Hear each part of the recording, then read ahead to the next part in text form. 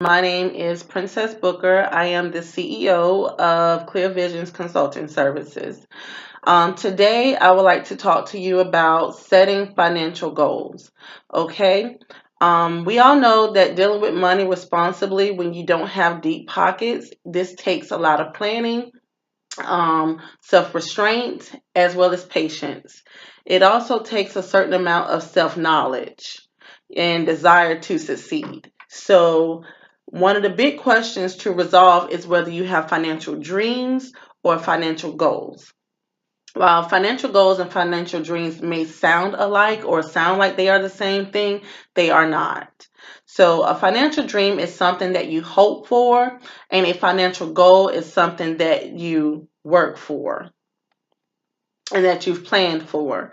And it's the planning, not the hoping, that will make things happen. I really like that phrase. So, what does a financial goal look like?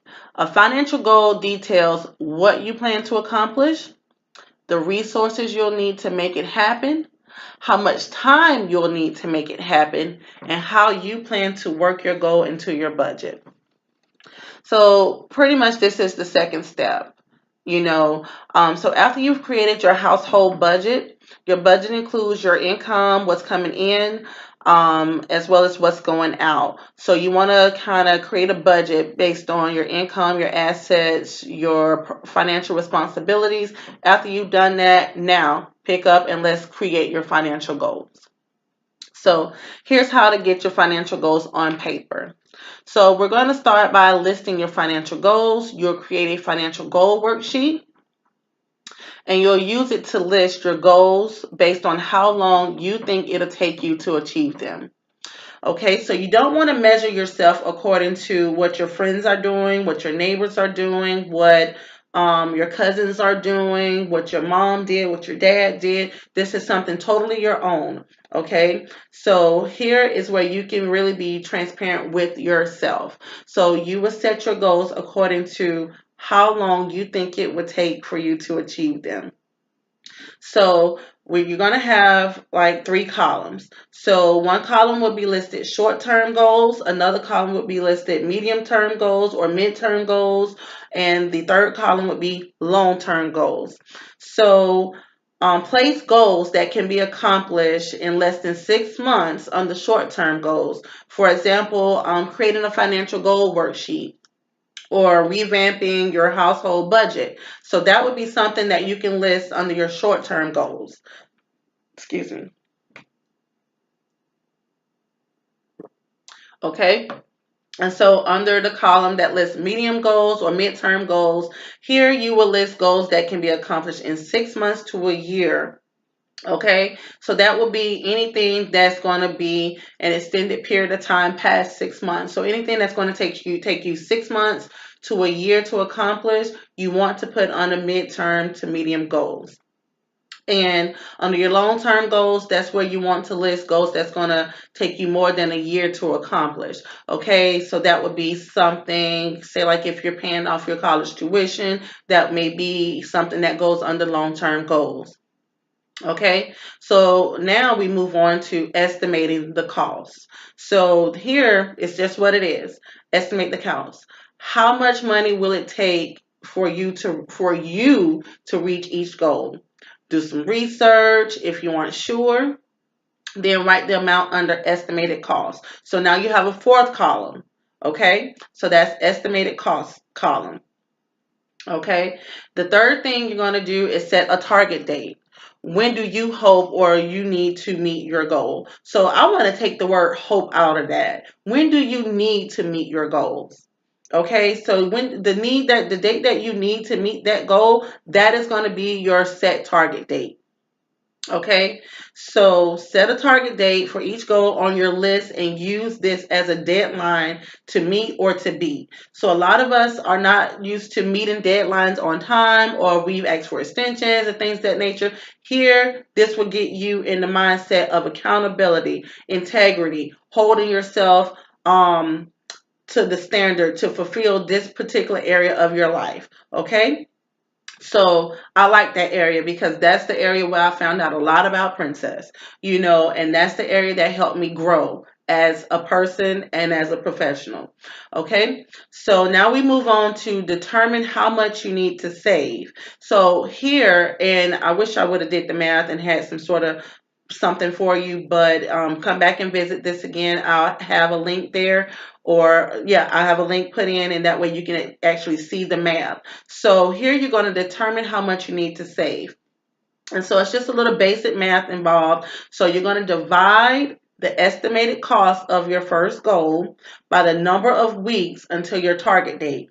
So if your estimated cost is $500 and you're giving yourself until May 23rd, you count the weeks between the date that you set the goal to May 23rd and divide that estimated cost by that number of weeks. Okay, so this will show you how much money you need to save each week to meet your goal. Enter the resulting figure in a column called amount to save weekly. Now you have a fifth column and repeat for all of the other goals that you have listed.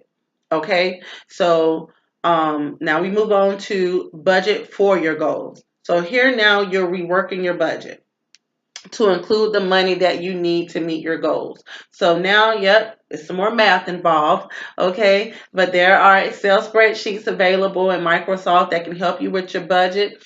I will also have some templates available to this video at a later date, so please feel free to come back and revisit. This is a great topic, and you can never get enough of this, okay? None of us have, I don't know not one person that have absolutely mastered by setting financial goals to the T without having to go back and redo. And at every stage of life, as your income grows, as your income changes, as your life changes, you will always have to come back and rework your financial goals.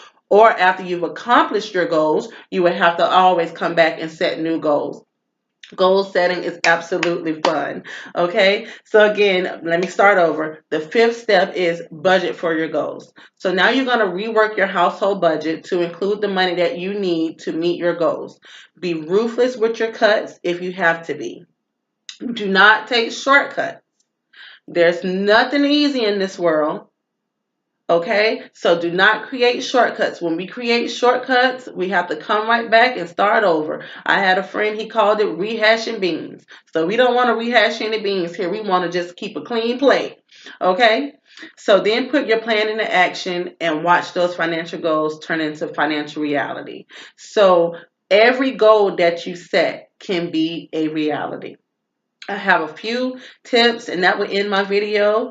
And so these tips would be: first, let's be realistic. Before you sit down and do this, be honest with yourself. What can you do? I don't want you to go out here and try to live above your means.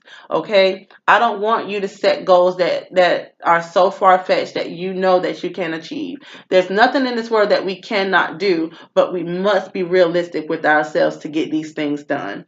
So be realistic about how much time and money it would take to accomplish each goal. An estimate that is too low would only frustrate you. Okay, and something too high will only make you feel like you can achieve it. Okay, keep your motivation. Revisit your goals, list them frequently, and check on them often. Back behind me, I have a small little template, a little placard on my wall next to my candle because I light my candles daily. So I know I'll see this every day. And it blatantly says transition because I've made the choice to be self-employed. So right now my life is going through a transition, but that reminds me that I have accepted this transition and I know that it will work. So I put that up there and say transition, and on the other side here, by another candle of mine, I have another small placard that says success.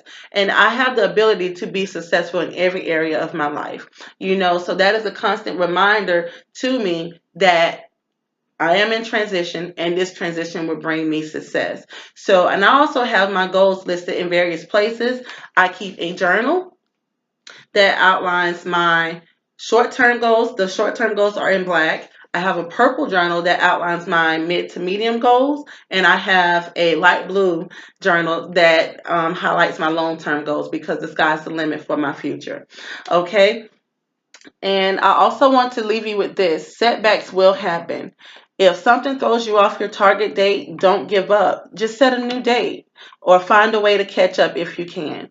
Setting a new date is not the end of the world. I have a family. I'm a single mom. I have 3 children, and I'm also a grandmother. So sometimes I have to go in and change my travel dates. I may have to go in and change the date that I want to meet with this client, or go to Bora Bora if I want to. So sometimes I have to change that according to my children's schedules or according to my household need. And there's nothing wrong with that, but don't put it off. Just set a new date and push forward. Okay. And this might be too much, but it is also good to have more goals that you can work with at one time. So I have my financial goals, I have my professional goals, I have my friendship goals, and I also have my family goals. So these are the most important to me. So now it's time for you to determine which ones are more important to you. So make those your first priority. So sit down, think about multiple goals, what you want out of your personal, professional life, your family life, your friendship goals, your financial goals, your household budgets, all of that. That's great stuff, So these are major things to think about. Well, I won't take up any more of your time. Again, my name is Princess, and I'm the CEO of Clear Visions Consulting Services. You can reach me via email at clearvisionsconsult@gmail.com. I would love to hear from you. Thank you.